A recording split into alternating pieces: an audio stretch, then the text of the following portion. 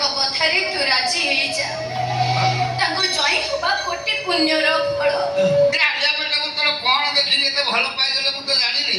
ତା ନହେଲେ ରାଜା ସାହେବଙ୍କୁ ଜଏନ୍ ହବା ପାଇଁ ଲଣ୍ଡନ ଆମେରିକାରୁ ରାଜକୁମାର ମାନେ ମତେ ଫୋନ ମାରୁଛନ୍ତି।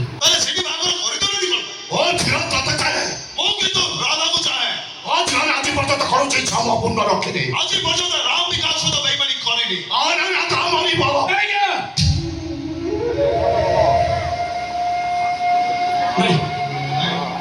ଆପଣ ସେମିତି କୁହନ୍ତୁନି। ମୁଁ ଆପଣଙ୍କୁ କଥା ଦଉଛି, ମୋ ଭଉଣୀକି ନେଇ ଗାଁ ଛାଡ଼ି ମୁଁ ଚାଲିଯିବି।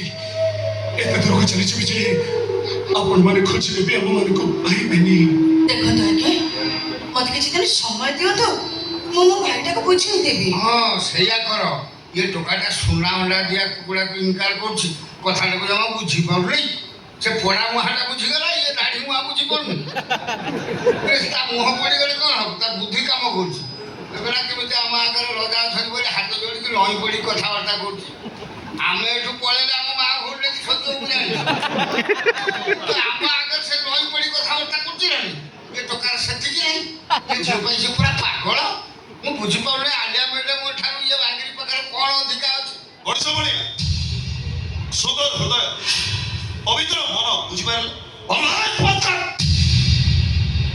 ମୁଁ ମୋ ଝିଅକୁ କଥା ଦେଇ ଆସିଛି, ତୁ ଖାଲି ମତେ ତାରିଖ ଡାକ। ଯୋଉ ତାରିଖରେ ମୋ ଝିଅ ସହିତ ତୋର ବେଟି ଉପରେ ବାହାଘର ହବ ସେ ତାରିଖ କ୍ୟାଲେଣ୍ଡରରେ ନାହିଁ ରାଜା ସାହେବ।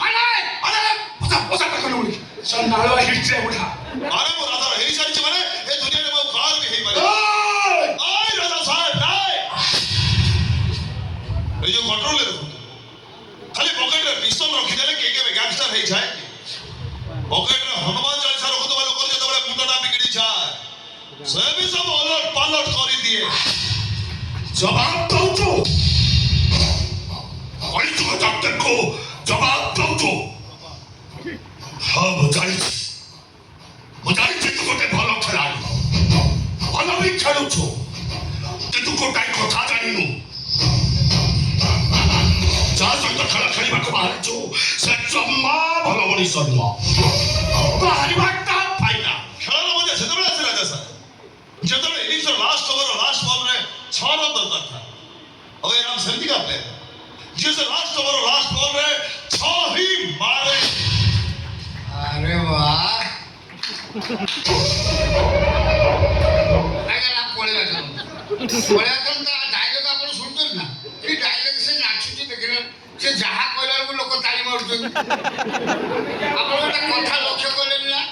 ଆପଣ ଏ ରାଜ୍ୟର ରଜା, ଆପଣଙ୍କ ସାଙ୍ଗରେ କେହି ଫଟୋ ଉଠୁ